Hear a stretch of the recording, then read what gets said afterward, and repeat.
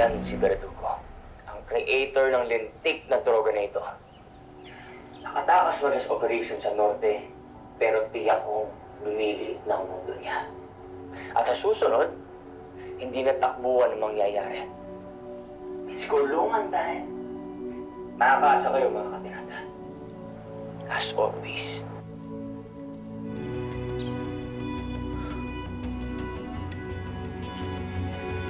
Ma'am Rebecca, yung gamot niyo po. Salamat. Ay, naku, Clarissa. Malala na yung mga ibinabalita ko noong araw. Pero mas malala ngayon. Katulad itong report ni Andrew. Naku, ma'am.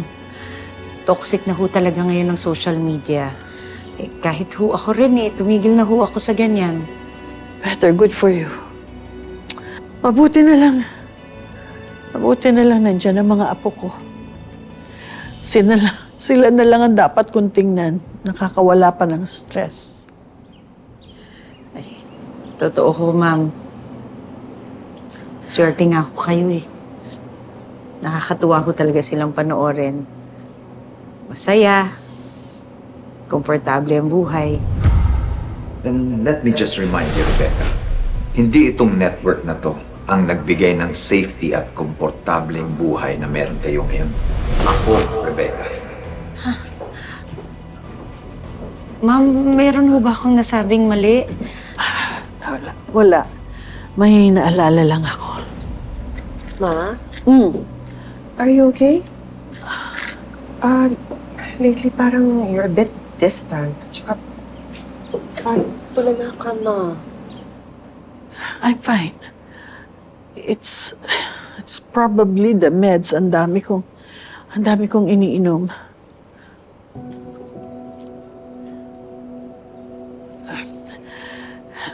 Harris, apo, Yes po. where's Kisses?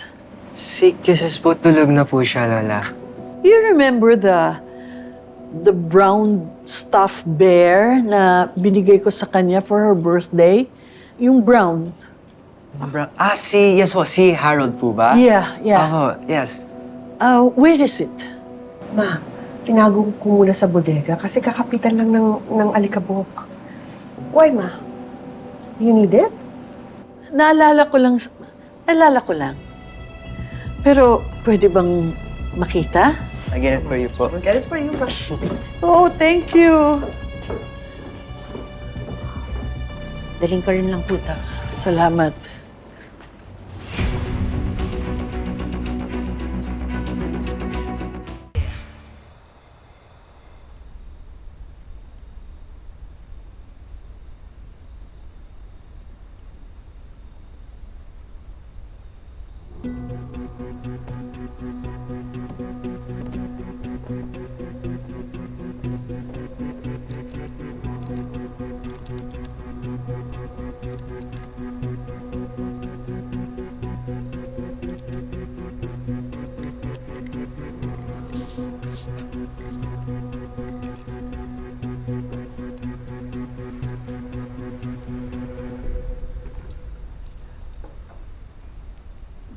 Ma'am, ano pong ginagawa ninyo? May maitutulong po ba ako? Nagulat naman ako sa'yo, Clarissa. Wala kami tutulong. Ito, Ano po yan?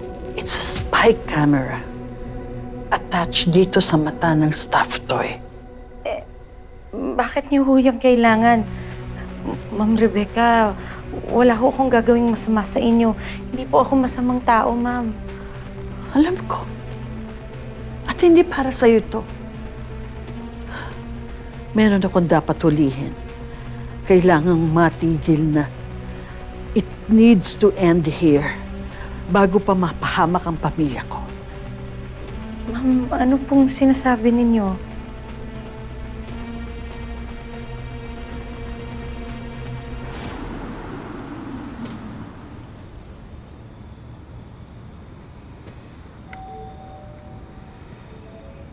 Joey. Joey, ano ginagawa mo rito? Susunduin ko yung nanay ko.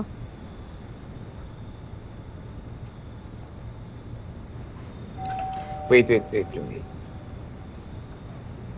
Hindi ba natin pag-uusapan yung nangyari sa atin sa Norte? Alin dun? Dami eh.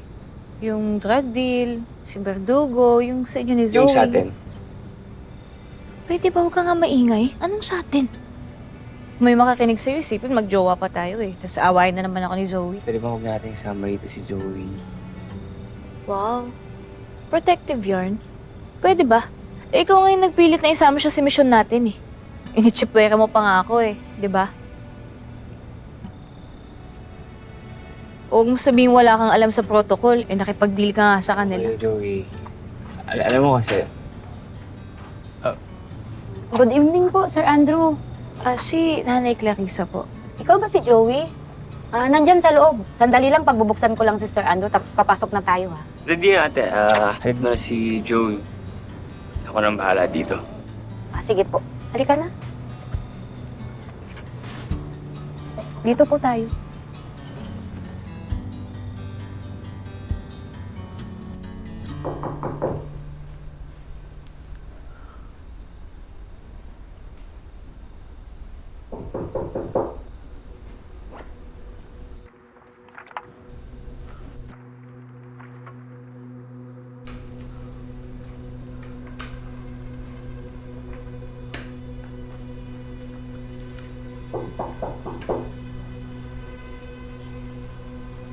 Pasok!